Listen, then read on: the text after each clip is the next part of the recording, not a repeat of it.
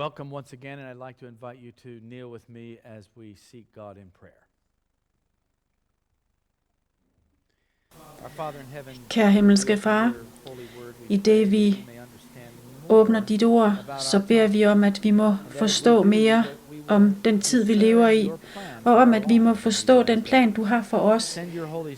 Vi beder om, at du vil sende din hellige ånd i dag, i Jesu navn. Amen.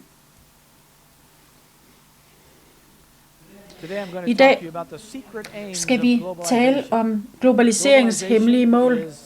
Globaliseringen er bragt ind i den her verden et skridt ad gangen, og vi finder i Bibelen en klar forståelse af de principper, som findes i globaliseringen. Lad os alle sammen slå op til Daniel kapitel 1. Og før vi begynder med Daniel 1, så vil jeg gerne have, at vi ligesom skal se på globaliseringen. Og vi har nogle bekymringer om globaliseringen, og man vil gerne etablere byer, sådan så at man kan kontrollere masserne. Og globalister, de er bekymrede om at etablere et fælles sprog, fordi at de vil gerne eskalere den her proces med globaliseringen. For det tredje,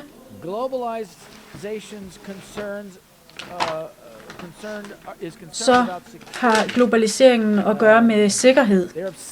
Den er helt besat af tanken om sikkerhed. Der er kameraer alle vegne, der er lufthavnssikkerhed, der er sikkerhed for bankerne, og der er mange aspekter i samfundet, hvor globaliseringen er, hvor globalisterne er meget bekymrede. Man sørger for sikkerhed mod terrorisme og alle mulige andre trusler, der kan komme over for en by eller en nation. Og for det fjerde, så er globalisterne også bekymrede om klimaforandringer. Det er en issue, som tydeligt kan ses, eller som man kunne se med Nimrods Babelstårn. Og her i vores tid nu, så ser vi det igen. Så det er de 4 punkter, som globalisterne er meget bekymrede for. De vil have byer, de vil have et fælles sprog, de vil have sikkerhed, og så vil de beskyttes mod klimaproblemer. Og nu skal vi se på endnu et eksempel på globalisering, og se om vi kan lære noget mere, der kan hjælpe os med at forstå det her bedre. Vi finder det i Daniel 1. Og lad os se på, hvad Nebukadneser han gjorde. Nebukadneser han tog ud og erobrede verden. Og der kom mange, altså det her det er efterfølgeren til Babel. Og det er meget interessant, at det faktisk er i det nøjagtigt det samme område. Det var den fysiske by Babylon. Og Nebukadneser, han erobrede verden og globaliserede den. Han gjorde det ved et militært erobringstogt. Moderne globalister, de vil gerne gøre det samme. De fleste af de større krige i verden har været, hvis vi ser på nazisterne i 2. verdenskrig, så vil de også have global kontrol. Og globalister i dag, de hævder, at deres mål er fred, men det er det modsatte, der sker. De forbereder sig alle sammen til krig.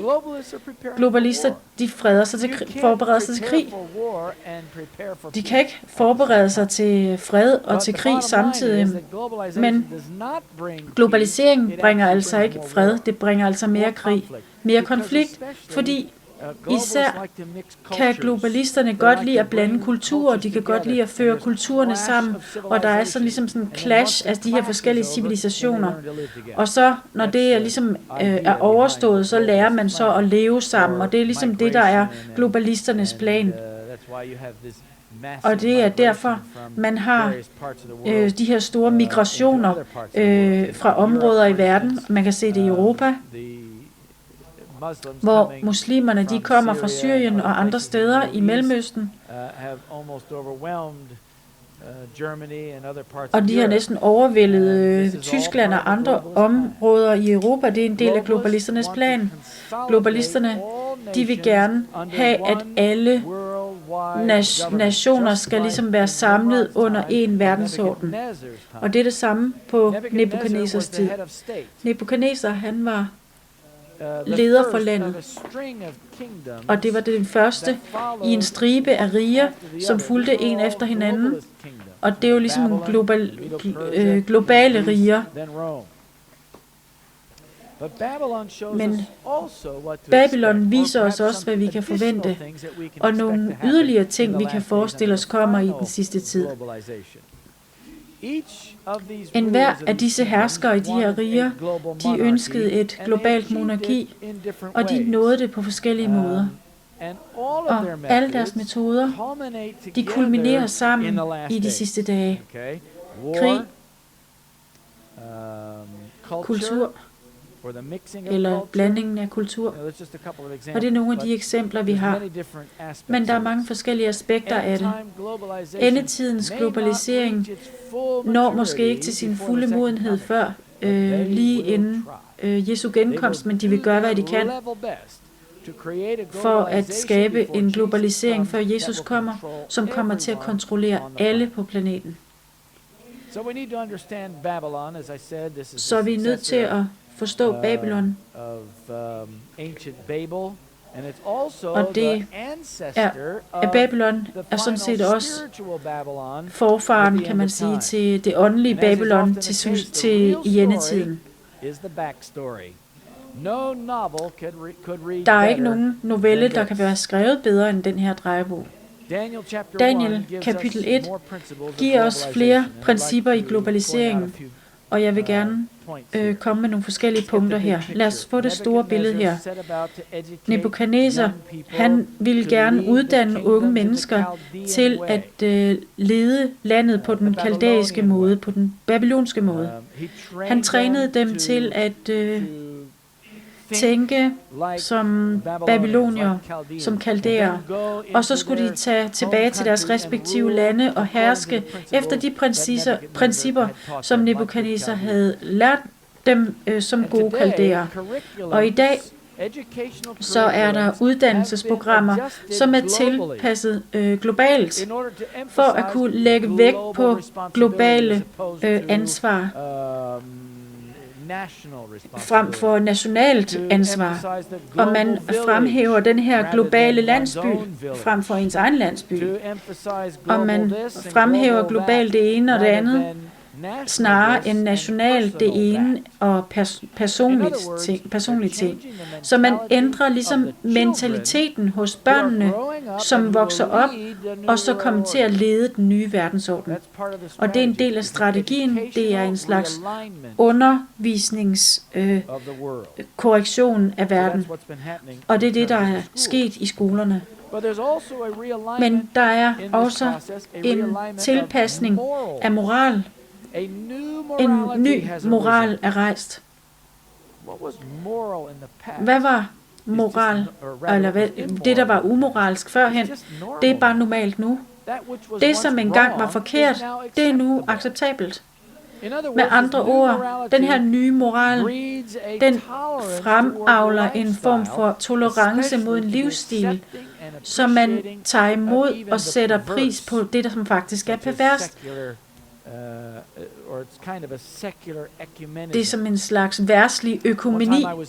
En gang, da jeg var i Brasilien, og efter jeg havde prædiket om globalisering, så kom der 3 unge damer hen til mig, og så sagde de, Pastor Meyer, vi er ved at blive uddannet i universitetet til at være børnehaveklasselærer. Og vi har lært om globalisering. Og vi har set, at vores undervisningsmateriale, det vi skal undervise børn i, det handler alt sammen om globalisering. Det handler om ansvaret over for den globale landsby, snarere over for ens egen nation. Og jeg var engang i Australien, hvor jeg havde holdt en lignende prædiken. Og bagefter, så kom der en mand hen til mig. Han var midaldrende, og han sagde, at jeg underviser i gymnasiet her i Australien. Og i vores uddannelsesplan, så står der faktisk, at byerne er kontroltårnene i den nye verdensorden. Og så tænkte jeg, hold da op, det er interessant. Her der er vi kan allerede se i den her uddannelsesproces, så kan vi se en ændring i mentaliteten hos de her undervisere og hos de unge mennesker. Så Daniel, kapitel 1, vers 3 og 4, fortæller os, hvad der skete i Babylon. Og jeg vil gerne have, at vi ser parallellerne til det, der sker i dag. Og der står, kongen befalede sin hofchef Aspenas at udvælge nogle israelitter, dels fra kongeslægten, dels fra de fornemme familier.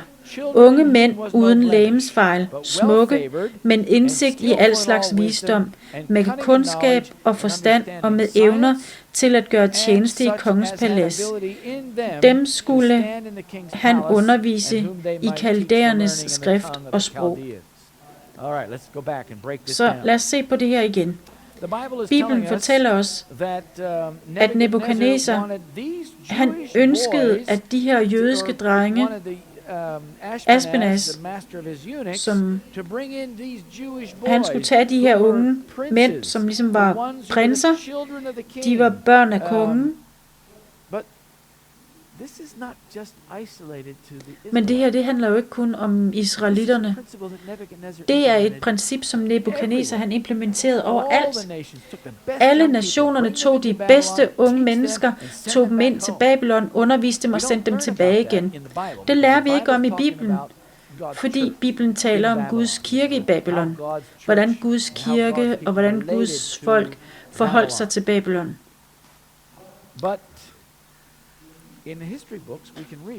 Men i historiebøgerne kan vi læse, hvad der skete med de andre nationer og de andre fanger, som blev bragt til Babylon. Men der var noget helt specielt ved Guds folk, og det har der altid været, og det vil der altid være.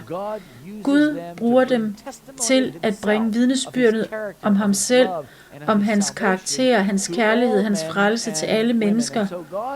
Så Gud bruger trofaste mænd og kvinder, som har forpligtelser og er loyale over for Gud. Han bruger dem til at bringe hele verdens opmærksomhed til Guds lov og Guds karakter. Det er meget vigtigt at forstå. Så Nebukadnesar, han bringer disse mennesker til Babylon for at blive undervist og få træning. Så de her unge mennesker, unge mænd, de var nødt til at lære videnskab. Så Guds folk, de må også lære videnskab. For ofte så er det lidt videnskabelig viden, der gør, at du kan vidne over for mennesker, som du ikke ellers ville kunne gøre det over for. Folk, der har brug for hjælp med deres helbred, men de ved det ikke. Hvis du kan opfordre dem, eller invitere dem, eller ligesom fortælle dem noget om kroppen, noget videnskab, så kan du hjælpe dem, til at få et bedre helbred. Så det er meget vigtigt at have viden om videnskab, som kan blive et slags redskab til at vidne for andre. Men i det her vers, så ser vi også, at de skulle have kundskab og forstand, og evner til at gøre tjeneste i kongens palads, og de skulle undervise i kaldæernes skrift og sprog. Hvad er det for noget? Det er selvfølgelig sprog. Og sprog i Bibelen, det står under tungemål, eller tunge. Så når der står, at de skulle lære det, så er det kaldæernes sprog. Og det var altså ikke et let sprog. Det var et vanskeligt sprog at lære. Men de her unge mennesker, de tog imod udfordringen, og de skulle være i stand til at lære sprog. Men de skulle undervise i kaldæernes skrift. kaldæerne, de var den mest sofistikerede nation på det tidspunkt. Nebukadnesar, han troede faktisk på undervisning.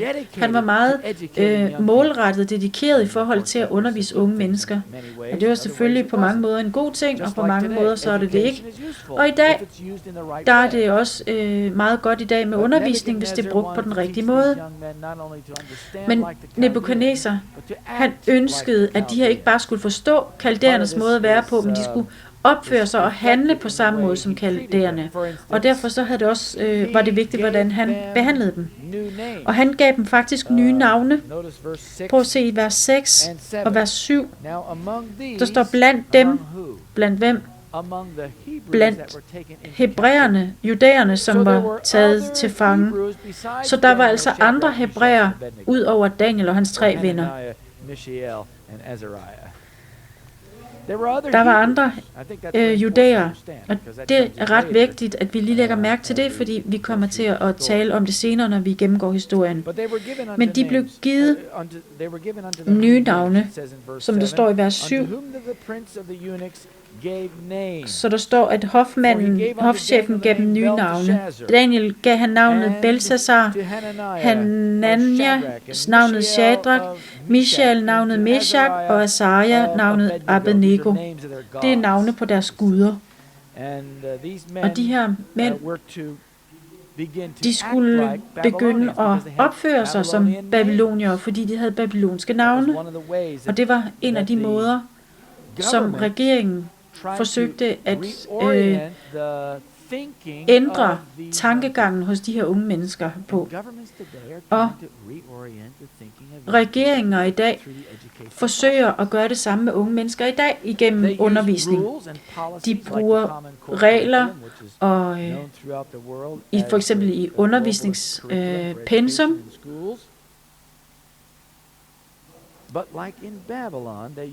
Og ligesom de i Babylon brugte uddannelse til at omdesigne tankemåden hos unge mennesker, så gav de dem ikke kun nye navne her. Men det er også vigtigt at understrege, at det at give dem et nyt navn, så forsøgte han også at ændre og manipulere deres karakter.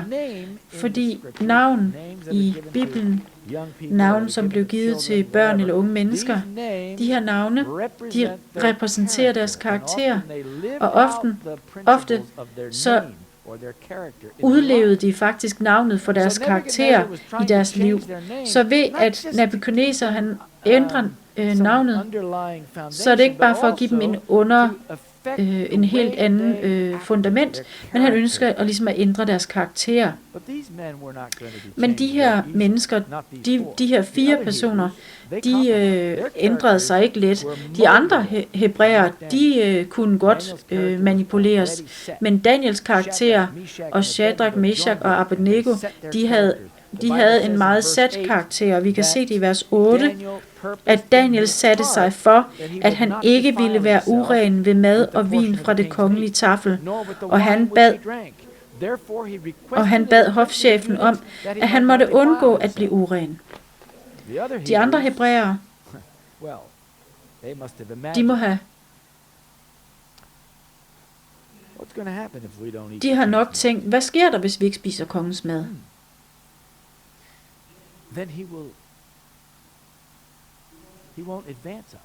Så vil han ikke forfremme os.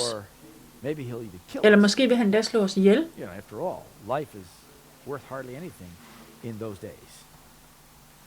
So if we compromise, if we go along with this, we'll get farther along. Så hvis vi går på kompromis med det her, så kommer det til at gå ud over os. Daniel and Shadrach, Meshach and Abednego, because of their faithfulness to God. Hvis globalister, de siger, hvad du skal gøre, selvom de siger, hvad du skal gøre, så kan de ikke ændre din tro, medmindre du lader dem. Daniel blev givet et nyt navn, han blev givet en ny uddannelse, men han var ikke villig til at ændre sin karakter, eller sine vaner, eller sit mål, i forhold til, at han valgte at holde sig ren over for Gud. Selv i onde, syndige Babylon, De andre hebræer, de gjorde ikke det her, men Shadrach, Meshach og Abednego sammen med Daniel, de satte sig for, at de ikke ville gøre sig urene. Og der er et princip her om den individets suverænitet. Hvis du har din individuelle suverænitet intakt, så vil det sige, at din samvittighed er aktiv, og du vil gøre de ting, som Gud beder dig om, det som Helligånden lærer din samvittighed, så vil du heller ikke gå på kompromis med dine principper, uanset om der er lov i landet, som kommer til at straffe dig, hvis ikke du retter dig efter dem. Så det er princippet med ens samvittighed, og det er det allermest værdifulde. Vi er nødt til at have en samvittighed. Hvis ikke vi har det, så bliver du kastet rundt alt efter, som vinden blæser, og falde for enhver fristelse eller andet, der kommer din vej. Så samvittighed er det allervigtigste i forhold til ligesom at lede dig igennem livet. Det er en ære, mine venner, at være specifik. Det er en ære at bevare troen, når man står over for den nye verdensorden. Når vi ærer Gud, så vil han også ære dig, ligesom han gjorde over for Daniel. Der var ikke nogen konflikt med de andre verdslige nationer omkring, som de Nebukadnesar erobrede. Så fokus, det vil til sidst rette sig mod Guds folk, og det vil ske igen ved verdens ende. Bibelen fortæller, at der kommer til at være stort mørke på jorden, og dem, som ikke er en del af lyset, de vil være en del af mørket. Og det er ikke svært, uanset hvilken nationalitet man er, uanset hvilket sprog man taler, uanset hvad ens kulturelle erfaring måtte have været, så er det meget let at blande ind i mørket, lige så vel som det var let for de her unge hebræere at blande sig med Babylon. Men når du sætter dig for i dit hjerte, at du ikke vil gøre noget, som gør dig uren over for Gud, eller mennesket for den sags skyld, så vil Gud sætte dig i hans lys. Og når du er en del af lyset, så kan du ikke være en del af mørket. Og der er sådan en stor kontrast, at folk de ser forskellen. Og det er det, som gør en stor forskel, når man tænker over det, som kommer til at ske i den sidste tid. Guds folk kommer til at stå måske som en slags tommelfinger, der stritter. Men det kommer til at blive et skinnende lys. Et skinnende eksempel på Guds magt og kærlighed, hvor han vil vise sin nåde til at ændre os. Det vil ses i folks liv. Og jøderne, de var et meget særskilt folk. De var så anderledes. I hvert fald de her 4 unge hebræere i Babylon, de var så forskellige fra de andre, at babylonierne, de kunne se det, og de andre hebræere kunne se det. De her 4 hebræere, de var et vidnesbyrd over for de andre hebræere, som var der i Babylon. Men deres tro, den clashede med Babylon. Clasher din tro også med moderne kultur? Det håber jeg, fordi moderne kultur, den er mørk, og hvis du er i Kristus, så er du en del af lyset, og Gud har brug for, at du er en del af lyset. Så vi skal ikke vende os væk fra lyset og gå med i mørket. Der er mange unge mennesker, som vokser op inden for kirken, men de går med i mørket. De fik ligesom aldrig fodfæste. De er ligesom de andre hebræere. De fleste hebræere, som blev taget med til Babylon, de var ikke ligesom Daniel og hans 3 venner, fordi de valgte, at de satte sig for, at de ikke ville være urene. Og man er nødt til at være meget opmærksom på, at man ikke tager del i Babylons synder, åbenbaringen 18:4. De har mådehold. Hvis man vil leve succesrigt i en global verden, så må man leve med mådehold. Og jeg taler ikke om, at man skal undlade at drikke alkohol og tage stoffer, men jeg taler om, at man er nødt til at have mådehold i forhold til den måde, man går klædt, hvad man spiser. den måde, man opfører sig på, når man har, ja, også når man er fri for sit arbejde. Det er en del af vores livsstil, og det spiller en stor rolle i forhold til det med at have mådehold i dit liv, og det kommer til at være et vidnesbyrd for dem, som er omkring dig. Og selvom Guds, selvom Guds forsyn siger at slå ihjel og spise, så må man sige, det skal jeg ikke gøre, Gud, fordi jeg skal ikke spise noget urent. Kan I huske dengang, hvor Peter han fik et syn? Det handlede faktisk ikke om at spise det, der kom ned i det der lagen med urene dyr. Det handlede faktisk om at have med dem at gøre, som ikke er ens egen tro, og hvordan man skal vinde dem, og hvordan man skal nå dem. Daniel og hans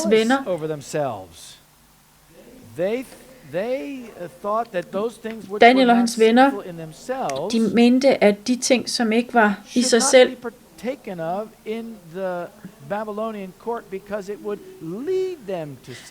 de ville ikke tage del i det, som måske egentlig ikke var syndige, men det, som ligesom lige så langsomt kunne gøre, at man ikke var så loyal over for Gud, at det lige så langsomt kunne lede til det. Selv de ting, dem holdt de sig fra, for det kunne lede dem til synd. Der er ting, hvor det måske ikke er forkert at spise dem. Den mad, som de blev tilbudt, var måske ikke forkert at spise, men det var blevet ofret til afguder. Og hvis de spiste dem, ville det have sendt et forkert budskab til dem, som de boede iblandt. Så det ville gøre, at de var forbundet med dem i deres religiøse ritualer. Så de var meget omhyggelige med ikke at være en del af det. For de forstod, at hvis de spiste de her ting, så ville det føre dem dybere ind i Babylons synder, ind i den livsstil, som man havde i Babylon. Og de vidste, at appetitten ville føre dem til andre ting, især synd. De vidste, at hvis de gav efter for deres appetit og spiste kongens lækre retter, så ville de udvikle en glæde, og de ville sætte pris på Babylon, det Babylon havde at tilbyde. Folk, de retfærdiggør ofte deres appetit ved, at de siger, at det at spise kød, det ikke er en synd. Men det er ikke hele historien. Bare fordi, at det ikke er en synd, betyder ikke, at man bare skal give efter for det at spise kød. Fordi man kan ende op i synd gennem, at man spiser det. Er Guds folk nødt til at træffe den samme slags beslutninger i dag? Det tror jeg faktisk, det er. Hvis du forventer at skulle leve succesrigt og stå igennem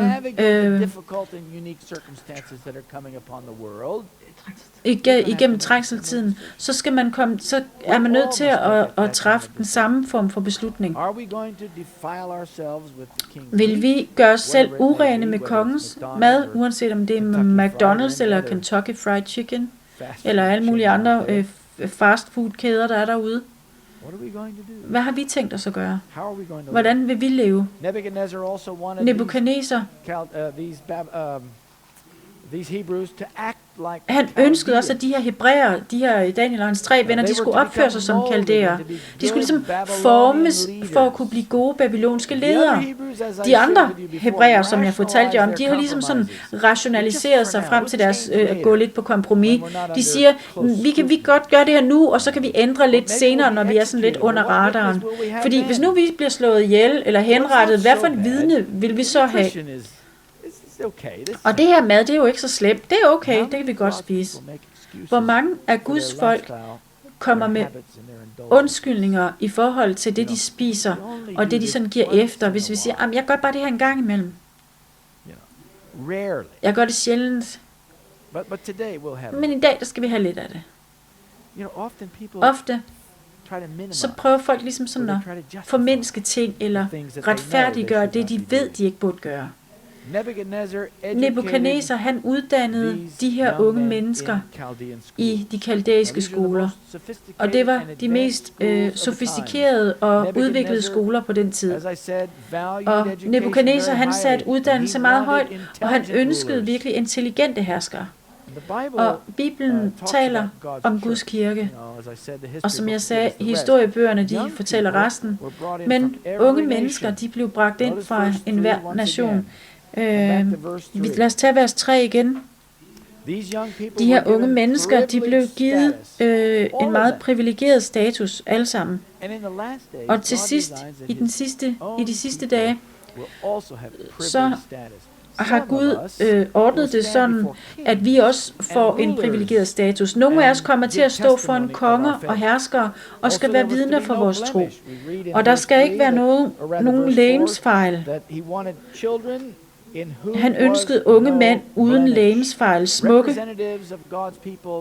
og dem, der repræsenterer Guds folk, de må være rene og ikke have, de må ikke have nogen fejl i deres karakter. Gud har brug for nogle repræsentanter i de sidste tider, som er ligesom Gud i karakter, hvis karakter er den, som er Kristi karakter. Der er ikke nogen plet eller rynke, som det siger i Efeserne 5:27. Og når vi når til åbenbaringen 12,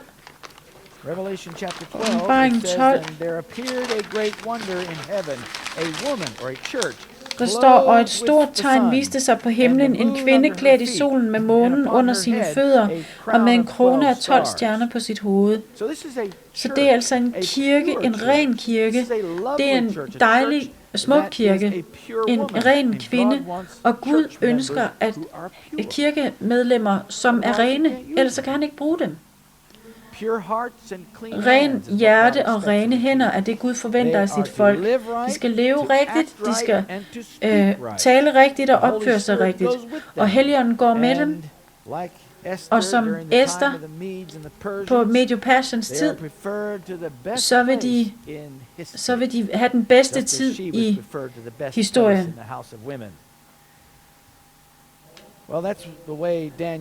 Det er sådan Daniel var. Han var ren, og Gud gav ham lys dengang, og med en klar forståelse. Han er vores type, og hvis vi vil navigere i den endelige globalisering, den endelige nye verdensorden, så er vi nødt til at have Daniels sind. Der står, at Daniel, han Daniel kapitel 1 igen. Daniel chapter 1. It says that these men were well favored. Der står, at det var, at man synes om de her unge mennesker. Og Guds sidste kirke vil også være attraktiv for dem omkring. Og der er Guds folk i de sidste tid er nødt til at have den samme form for åndelig indsigt, som de havde dengang. Og de skulle have indsigt i al slags visdom. De havde indsigt i al slags visdom med kundskab og forstand, med evner til at gøre tjeneste i kongens palads. De forstod videnskab. De forstod gåder, som babylonerne de var kendt for. Og Gud brugte Daniel til at forbinde de her matematiske og videnskabelige idéer og forbinde det med den sande Gud. Den verdslige verden anerkender ikke Gud.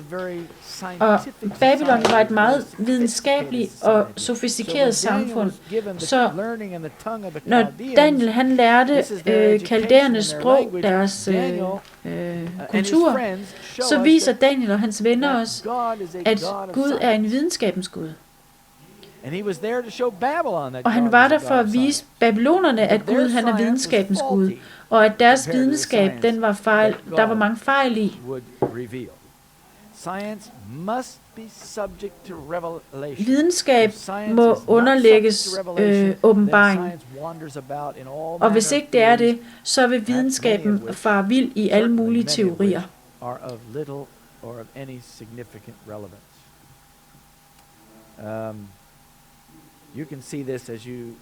Man kan se det, når man ser på videnskab i dag. Der er mange teorier og idéer, som man påstår, men de kan ikke bevises. Man kan kun modbevise dem. Den videnskabelige teori er ret begrænset i, hvad den kan udføre. Men åbenbaringen siger sådan og sådan og sådan og sådan, og så er det sådan, det er. Men de fleste videnskabsfolk, de ønsker ikke at tilbede Gud, de vil selv finde ud af ting. De vil ikke lytte til Guds definition på ting, så de gør mange fejl. Daniel og hans venner repræsenterer dem, som kommer til at leve under den store trængsel, og som kommer til at lide dødsstraf i det, vi går videre og studerer videre. Så har vi vers 5 og 6, hvor der står, kongen ville dagligt tildele dem mad og vin fra det kongelige tafel. De skulle oplæres i løbet af 3 år, og derefter skulle de træde i kongens tjeneste. Globalister, de er interesserede i mad. Var I klar over det? Nebukadnesar, han var globalist, så han sikrede sig, at maden var rigtig, i hvert fald i forhold til det, sådan som han så det. Globalister, de er interesserede i mad. De vil sikre sig, at alle har mad. Madsikkerhed er meget vigtigt for i disse sidste tider under den her nye globalisering. Men de ønsker også at kontrollere det, du spiser. Og der er nogle organisationer derude, som producerer mad, som kontrolleres på alle mulige måder. Genetisk modificeret. Det er organiseret til at modstå forskellige ting. Og det nedbryder faktisk kroppen, som Gud har skabt. Men på Nebukadnesars tid, så var det faktisk med livet som indsats, hvis man nægtede at spise kongens mad. Og uden speciel tilladelse, så kunne Daniel og hans venner, eller så ville Daniel og hans venner være blevet slået ihjel.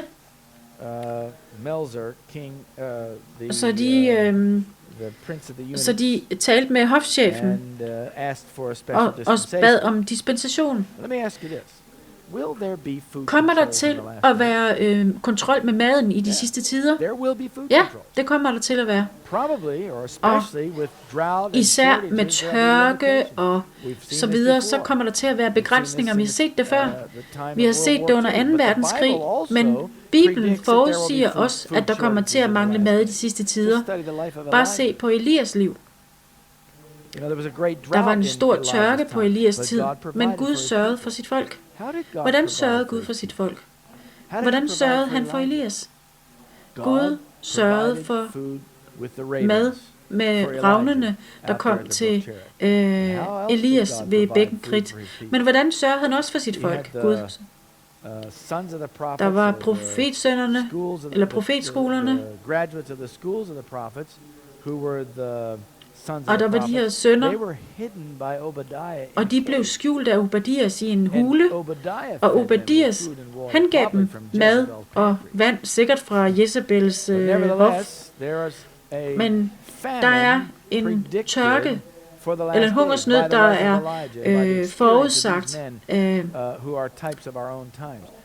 ligesom med Elias. Og ligesom på Josefs tid, så var der også en stor hungersnød, og Gud sørgede også for sit folk. Ikke bare for Jakob og hele hans familie, men også for hele Egypten. Hele Egypten overlevede hungersnøden på grund af profeten Josef. Så Gud, han forudser, at der kommer til at være mangel på mad i den sidste tid. Og der kommer til at være kontrol med mad. Og hvis man lever i byerne, så vil der være kontrol med ens mad. Hvis man bor ude på landet, så kommer ens mad til at være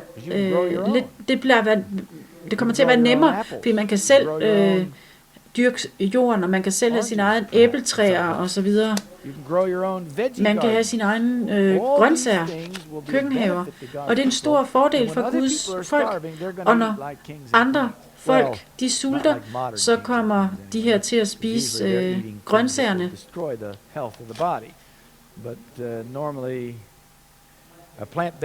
Men strengthen the body. Når vi spiser den slags kost, så vil det også styrke vores krop. Young people, Men blandt de her unge mennesker, så var der Daniel og hans 3 venner.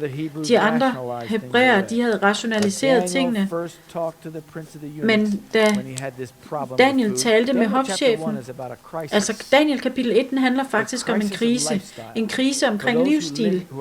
Dem, som lever i de sidste tider, så er vi nødt til at forstå det her. Fordi Daniel 1 lærer os, at der kommer en krise, og hver især må vi træffe en beslutning på forhånd, hvad vi gør, når den her krise den kommer.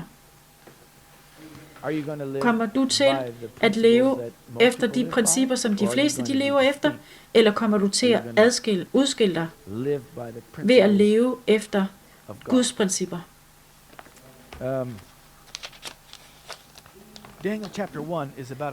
Daniel kapitel 1 handler om en krise. Daniel havde en madkrise. Og den her krise førte Daniel til at gå hen til hofchefen i vers 10. Og hofchefen sagde til Daniel, efter han bad om en tjeneste, jeg frygter, at min herre kongen, som har tildelt jer mad og drikke, vil synes, at I ser dårligere ud end de andre unge mænd på jeres alder, så bringer I mit liv i fare hos kongen. Then shall ye make me endanger my head to the king. Then Daniel said Så to sagde Daniel til hofchefen, som han havde sagt over Hanania, Mishael og Asaja, sæt din tjenere på prøve i 10 dage. Lad os prøve et eksperiment. Lad os se, hvordan vi klarer det. Bare giv os grøntsager i 10 dage. Så vil vi se, om vores ansigter er bedre end de andre hebræers. Det var en simpel test, men Gud velsignede den test. Og han nægtede det ikke. Læg mærke til, at Daniel, han stod ikke op i trodsig opposition mod Nebukadnesar. Han sagde bare stille og roligt, diplomatisk, kan vi ikke prøve et eksperiment? Daniel gjorde det klart, at kongen, han ikke behøvede at vide om ændringerne i deres kost. Det var et privat eksperiment. Det var ikke noget, der sådan skulle udbasuneres over hele riget. Det var ikke noget, der sådan skulle gøres til noget som helst issue eller punkt. Det var bare noget, de lige skulle teste. Så de lavede en aftale med i vers 11-16 fortæller historien om, hvad der skete. Og i vers 16 så står der, så holdt tilsynsmanden op med at bringe dem mad og vin fra taflet, og gav dem grøntsager i stedet for.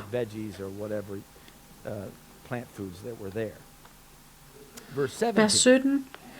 Gud gav disse 4 unge mænd forstand og indsigt i al slags skrift og visdom, og Daniel forstod sig på alle slags syner og drømme.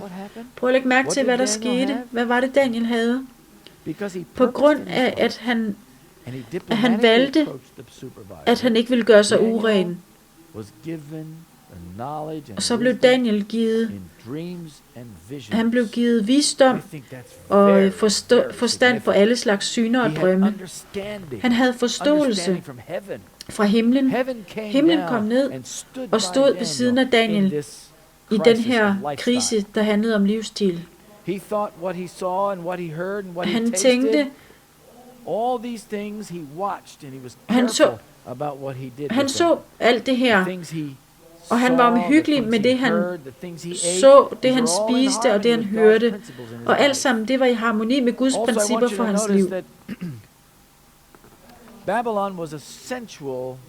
Og Babylon var et meget sensuelt miljø, og Daniel, han var meget omhyggelig omkring sin seksualitet. Daniel, han adskilte sig også i det her område. Daniel, han afviste alt, hvad der var urent. Og kontrasten var så stærk, at det har gjort noget af en stor... det har gjort stort indtryk på hans omgivelser. Ønsker du den form for oplevelse? Du er nødt til at træffe den samme form for beslutning, som Daniel gjorde, hvis du vil have den samme erfaring. Daniel og hans venner, de gennemgik en minikrise, og for hvert trin, så tager Gud os dybere, fordi for hvert kapitel i Daniels bog, igennem de 3 første kapitler, så har vi en dybere krise, og Gud tager os dybere. Han forbereder os med en krise til den næste krise. Så det Gud, han kører dig igennem i dag, det er det, der skal få dig igennem fremtiden. Og de beslutninger, du træffer nu, de lægger fundamentet for de beslutninger, du træffer i fremtiden. Og ligesom Daniel var trofast i små ting, så gav Gud ham også at herske over meget. Og Daniel var trofast i de store ting også, som vi kan se i Daniel kapitel 6. Vi vil også forstå, at Daniel, han overvandt Babylons fristelser gennem bøn. Husk, at Daniel, han var en mand, der bad 3 gange om dagen. Han bad om morgenen, om middagen og om aftenen. Og hver af de 3 gange, hvor Daniel bad, så var det hans måde at kommunikere med himlens Gud på, så Gud kunne stå ved siden af ham ved hver en krise, der kom i Daniels liv. Så Gud udvikler os. Han ønsker at gøre os til et stærkere og stærkere vidne, og Daniel, han blev den profetiske stemme i Babylon.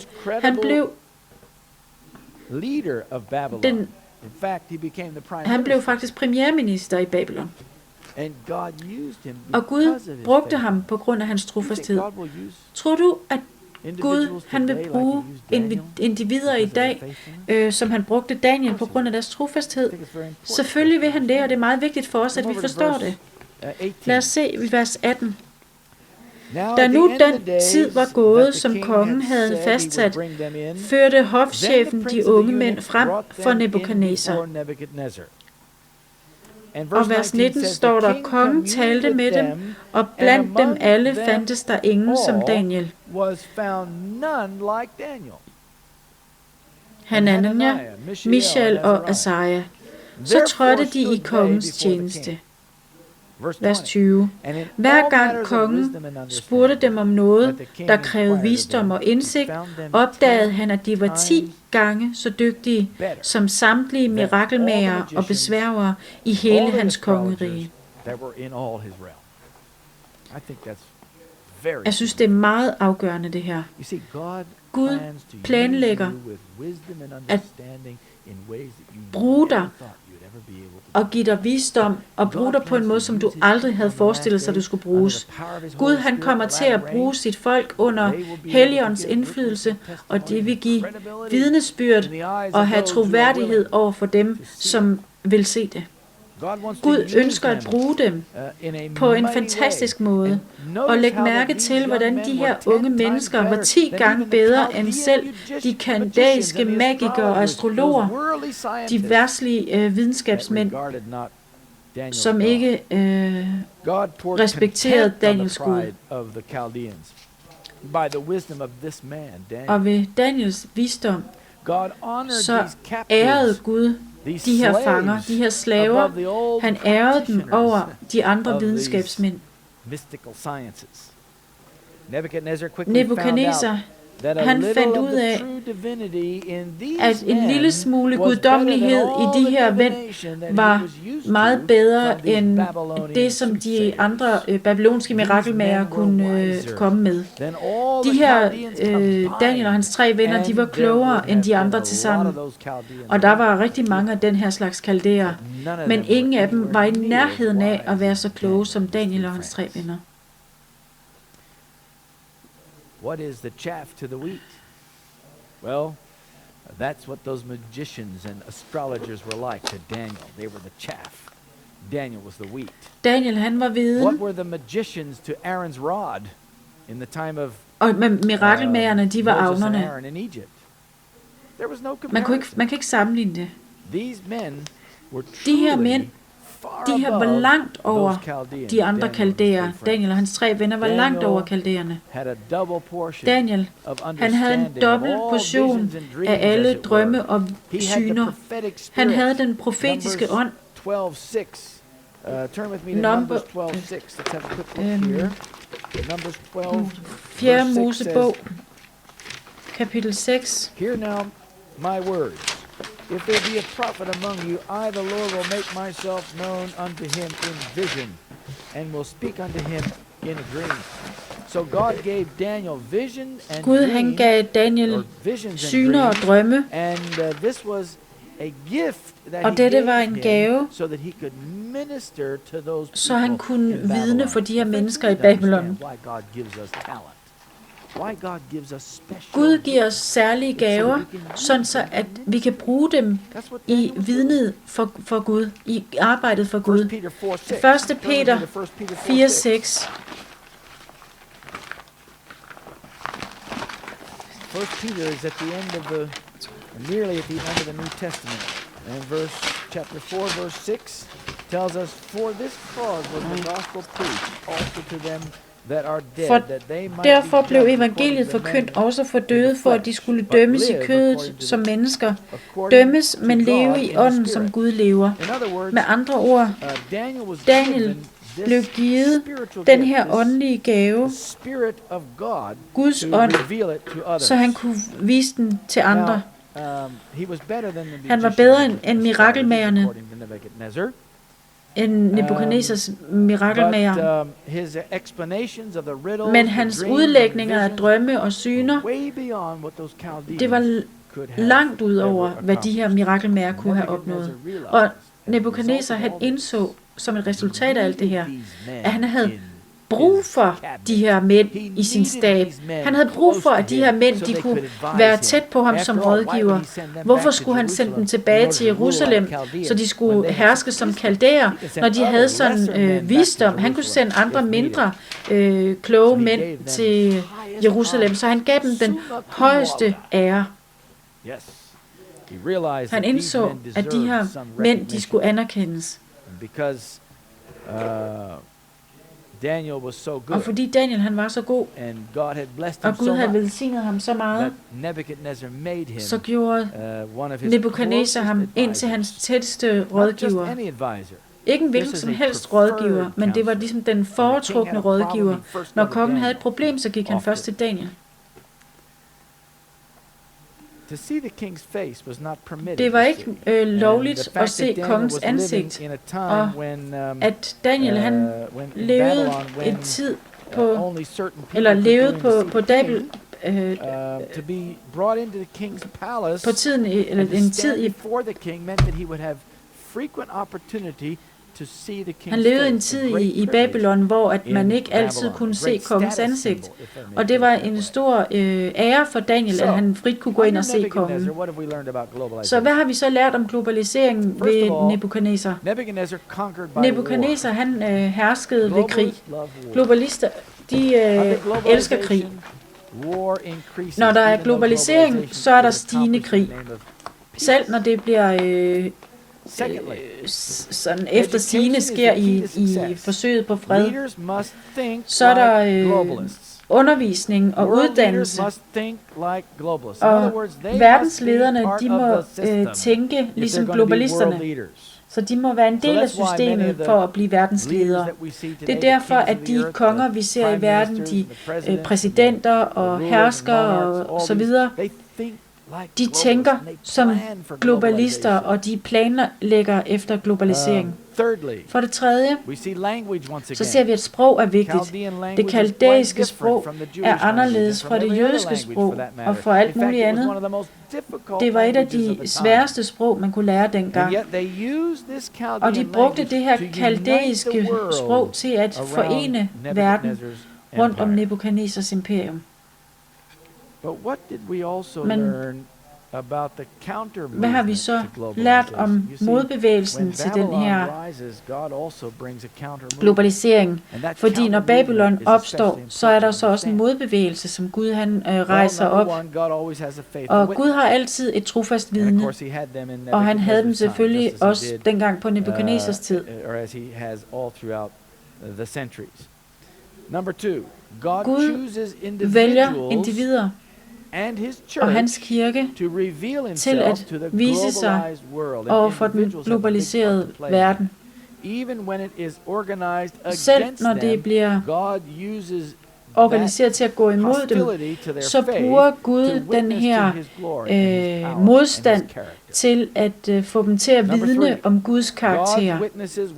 Guds vidner, de vil være rene på alle områder. Deres liv vil ikke blive levet